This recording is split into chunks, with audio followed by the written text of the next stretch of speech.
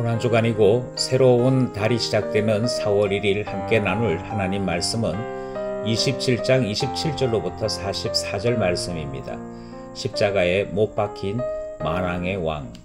빌라도는 예수님을 십자가형에 선고하였고 그리고 군인들에게 예수님을 넘겨주었지요. 그리고 그 군인들은 십자가형의 사형 제도를 집행하는, 그것이 오늘 본문에 등장하는 내용입니다. 예수님께서 십자가에 오르신 것과 이를 조롱하는 이들의 말이 오늘 본문에는 기록되어 있는데요. 이 모든 행동들, 이 모든 말들이 사실은 예언의 말씀에 이미 기록되었고 그것에 성취되는 모습인 것을 마태는 자세하게 소개하고 있는 것이죠. 오늘 본문을 통해 나를 위하여 십자가 지신 주님의 모습을 살펴보기 원합니다. 전체 4개의 문단으로 구성을 했는데요. 첫 번째 문단은 27절로부터 31절 말씀입니다. 이에 총독의 군병들이 예수를 데리고 관정 안으로 들어가서 온 군대를 그에게로 모으고 그의 옷을 벗기고 홍포를 입히며 가시관을 엮어 그 머리에 씌우고 갈대를 그 오른손에 들리고 그 앞에서 무릎을 꿇고 희롱하여 이르되 유대인의 왕이여 평안할지어다 하며 그에게 침 뱉고 갈대를 빼앗아 그의 머리를 치더라. 희롱을 다 한 후에 홍포를 벗기고 도로 그의 옷을 입혀 십자가에 못 박으려고 끌고 나가니라.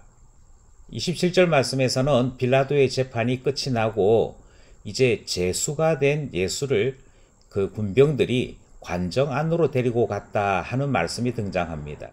여기에 등장하는 관정 안이라고 하는 것은 아마도 안토니아 요새를 말하는 것이라 그렇게 생각하는 것이죠. 이 요새는 헤롯의 궁궐과도 가깝고 성전과는 벽을 맞대어 있는 그런 곳에 위치하고 있죠.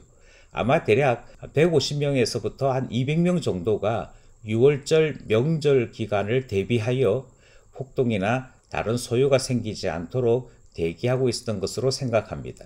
대부분 지휘관들은 로마 제국의 출신들이 차지를 하고 그 군병들은 주변 지역의 로마 속국에서 차출하게 되어 있는데요. 유대 총독의 군병들로 구성되어 있는 이들은 대부분 시리아 또 페니키아 지역에 속해 있는 자들로서 유대인들에 대한 악한 감정이 많은 사람들을 주로 차출했었다 하는 기록이 있지요. 그런 점들을 살펴볼 때 관정 안으로 데리고 와서 온 군대들 앞에 예수님을 보이는 것은 그들 마음속 깊은 곳에 있었던 유대인들에 대한 반감을 풀 수 있는 기회로 삼으려고 했던 것 같습니다. 그래서 28절 이후로 보면 그들의 조롱, 그들이 예수님께 대하여 학대하는 모습이 나타나고 있는 것이죠. 28절에 보니까 옷을 벗겼습니다. 그리고 홍포를 입힙니다. 여기서 홍포를 입힌다는 것은 그 당시 문화로 볼 때 왕의 옷을 입히는 것과 같은 신용들이지요. 29절에 가시관을 엮어서 머리에 씌웠다라고 되어 있는데 이것은 마치 왕관을 씌우는 듯한 모습을 흉내내는 것이지요. 갈대는 왕의 호를 의미하는 것이었고요. 무릎을 꿇고 희롱하면서 유대인의 왕이여 평안할지어다 하는 것은 조소의 모습이라 그렇게 볼 수 있습니다. 유대인의 왕이신 예수님께 평안할지어다 라고 이야기하는 것은 평화의 왕으로 오신 예수님의 놀라운 사역을 그들의 입으로 인정하는 것과 같은 일이 벌어지고 만 것입니다. 왕 예수님을 조롱하는 즐거움을 그들은 마음껏 가졌던 것이지요. 그러다가 30절 말씀에 보면 그에게 침 뱉고 갈대를 빼앗아 그의 머리를 치고 심지어 홍포를 다시 벗겨내고 십자가에 못 박으려고 끌고 나가는 모습들이 기록되어 있더라 하는 것입니다. 중요한 것은 이와 같은 모습들이 다 성경에 기록된 말씀대로라 하는 사실이지요. 이사야 50장 6절 말씀에는 나를 때리는 자들에게 내 등을 맡기며 나의 수염을 뽑는 자들에게 나의 뺨을 맡기며 모욕과 침뱉음을 당하여도 내 얼굴을 가리지 아니하였느니라 라는 말씀이 등장합니다. 이렇게 주님은 수치와 모욕과 학대를 견뎌내고 계십니다. 십자가로 가시기 위해서인 것이지요. 첫 번째 문단 왕 예수님이 조롱을 받으시더라. 둘째 문단은 32절로부터 37절 말씀입니다. 나가다가 시몬이란 구레네 사람을 만나매 그에게 예수의 십자가를 억지로 지워가게 하였더라. 골고다 즉 해골의 곳이라 하는 곳에 이르러 슬개탄 포도주를 예수께 주어 마시게 하려 하였더니 예수께서 맛보시고 마시고자 하지 아니하시더라. 그들이 예수를 십자가에 못 박은 후에 그 옷을 제비 뽑아 나누고 거기 앉아 지키더라. 그 머리 위에 이는 유대인의 왕 예수라 쓴 죄패를 붙였더라. 둘째 문단의 첫 번째 절인 32절에는 짧은 사건 하나를 소개하고 있죠. 지나가다가 시몬이라고 하는 구레네 사람을 만나서 예수의 십자가를 억지로 지고 가게 했다 하는 내용이 등장합니다. 여기서 구레네 사람이라고 하는 말은 이 구레네라고 하는 것이 아프리카의 리비아를 뜻하는 지명이기 때문에 아프리카 사람 시몬을 만났다라고 하는 말씀이 되는 것이지요. 여기서 오해가 없어야 할 것은 이 사람이 아프리카인이다 그렇게 생각할 수는 없습니다. 왜냐하면 아주 오래전부터 그러니까 프톨레미 왕조 때부터 유대인들은 아프리카에 이주해서 생활하는 일들이 종종 있었습니다. 그리고 그곳에서 회당을 짓기도 했고 그곳에서 유대인들 공동체를 형성하기도 했던 것이죠. 유대인으로서 구레네 지역에 살고 있던 시몬이 유월절을 맞이해서 아마 방문한 것이 아닌가 그렇게 생각하는 것이죠. 예수님의 십자가형을 지켜보고 있던 시몬이 예수님의 십자가를 억지로 지고 가게 되는 사건이 발생했다 그렇게 기록하고 있는 것이고요. 이것은 그만큼 예수님께서 채찍을 맞으시고 밤새 신문을 당하시는 등 도무지 육체적인 상황상 십자가를 지고 가실 수 없는 상황이었기에 로마의 군인들이 그나마 구레네 사람 시몬을 통해 자비를 베푼 것이라 이해할 수 있는 것이지요. 마태복음에서는 구레네 사람 시몬이 잠깐 등장합니다만 마가는 그를 알렉산더와 루포의 아버지라고 소개하고 있고 그 당시 초대교회 사람들에게 루포는 로마 교회의 지도자로 유명한 사람이었으므로 아마도 구레네 사람 시몬은 예수님의 십자가를 억지로 짊어지고 가는 이 사건을 통해 예수가 누구인지를 알게 되어진 것 같고 그 예수를 알게 된 이후부터 자기 자녀들에게도 예수님에 대한 복음을 전하여 로마 교회가 형성되는 데까지 이르는 놀라운 연결성을 가지게 된 것이 아닌가 생각하는 것이지요. 32절이 짧지만 우리에게 가르치는 바는 한 가지입니다. 예수께서 상하시고 지쳐서 십자가 지시는 그 길에서 여러 번 쓰러지셨다 하는 사실이고 묵묵히 십자가의 길을 걸으셨음을 우리에게 말씀하고 있는 것이지요. 33절은 그 사형 장소인 골고다 그 해골의 곳이라고 하는 곳에 도착했음을 알려주고 있습니다. 이곳 이름을 골고다라고 부르는 것은 아람어를 헬라어로 음력해서 불렀을 때 발음입니다. 라틴어로는 갈보리라고 부르게 되는 것이지요. 그래서 찬송가 가사에 보면 어떤 때는 골고다, 어떤 때는 갈보리 이렇게 다른 표기들이 등장합니다만 실제로는 같은 한 곳을 나타내는 표기다 그렇게 생각하시면 되겠습니다. 33절에 예수님께서 골고다 언덕에 이르렀다라고 하는 것은 십자가에 못 박히셨다라고 하는 것과 같은 의미이지요. 34절에 쓸개를 탄 포도주를 예수님께 주는 모습이 등장합니다. 그런데 예수님께서 맛을 보시고는 거절하시지요. 그런데 이것도 이미 예언되어져 있는 말씀 그대로입니다. 시편 28편 18절 말씀에 그들이 쓸개를 나의 음식물로 주며 목마를 때에는 초를 마시게 하였사오니 라는 말씀이 등장합니다. 이렇게 음식을 주는 것은 그들이 고통을 조금이라도 참아볼 수 있도록 일종의 마취나 진정 효과를 위해 주는 것인데요. 예수님은 고통을 조금이라도 감할 수 있는 이런 방법을 도리어 거절하십니다. 모든 저주를 온전히 받으시고 대속제물 되신 것을 우리는 확인하게 되는 것이지요. 여기에 쓸개탄 포도주라고 되어 있는데 어떤 성경에서는 신포도주라고도 이야기하고 있고, 그런가 하면 마가는 군인들이 모략을 탄 포도주를 주었다라고 기록하고 있습니다. 이것을 좀 정확하게 이해하자면 모략을 탄 포도주는 대단히 비싸고 구하기가 힘든 것이었습니다. 그럼에도 불구하고 로마 군인들이 쓸개를 탄 포도주를 주면서 모략이 있는 포도주라고 그렇게 말하며 주었던 것이지요. 군인들이 쓸개를 탄 포도주를 주는 것까지도 이미 예언되어 있던 것이고, 예언대로 주님께서 십자가를 지시는 모습이 34절에 기록되어 나타납니다. 35절에는 예수님께서 옷을 빼앗기시는 모습이 등장하죠. 온 몸이 그대로 드러나는 수치를 당하십니다. 그런데 이것도 시편 22편 18절에 예언된 그대로입니다. 내 겉옷을 나누며 속옷을 제비 뽑나이다. 여기에 등장하는 사건마다 이미 예언된 대로 성취되는 것을 확인할 수 있는 것이고요. 이 모든 예언은 우리의 죄를 속하기 위한 대속 제물로서 우리에게 오신 예수님의 모습이다 하는 사실을 다시금 기억하는 것이지요. 37절에서는 예수님의 십자가 위에 패가 있었는데 그 패에 쓰여진 글이 유대인의 왕 예수라고 쓰여 있음을 소개하고 있습니다.